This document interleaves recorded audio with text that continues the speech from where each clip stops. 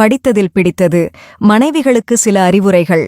கணவன் வேலைக்கு சென்று பசியோடும் களைப்போடும் வீட்டிற்கு வரும்போது வீட்டுப் பிரச்சனைகள், பக்கத்து வீட்டுப் பிரச்சனைகள், குடும்பப் பிரச்சனைகள் குறித்து பேசாதீர்கள். நொடிக்கு நொடி உங்கள் தாய் தந்தையைப் பற்றி பெருமையாகவும் அவருடைய தாய் தந்தை குடும்பம் பற்றி குறையும் கூறிக்கொண்டே இருக்காதீர்கள். இதனால் வீண் சண்டைதான் வரும். உங்கள் இருவருக்குமிடைய சண்டை வந்தால் உன் தாயா சொல்லித் தந்த என்று மட்டும் கேட்டுவிடாதீர்கள். அது மிகப் பெரும் பிரளயம் ஏற்படுத்தும்.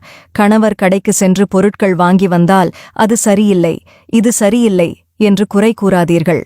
அடுத்த முறை அவர்கள் இனி நீயே போய் உனக்கு தேவையானதை வாங்கி வா என்று நழுவி விடுவார்கள். கணவன் போனில் பேசினால் யார் என்ன என்று கேட்டுக்கொண்டிருக்காதீர்கள். சந்தேகப் பேச்சு பேசாதீர்கள்.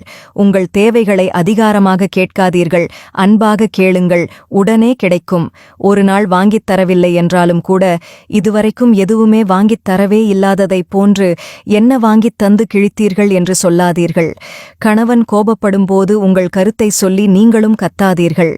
அமைதியாக இருந்துவிட்டு சரியான நேரத்தில் வலிமையாக உங்கள் கருத்தை சொல்லுங்கள், பலன் இருக்கும்.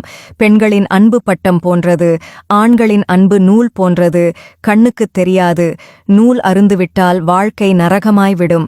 குடும்பம் என்பது அழகான கூடு. அங்கு விட்டுக் கொடுத்தல் இருந்தால் என்றும் அழியாது.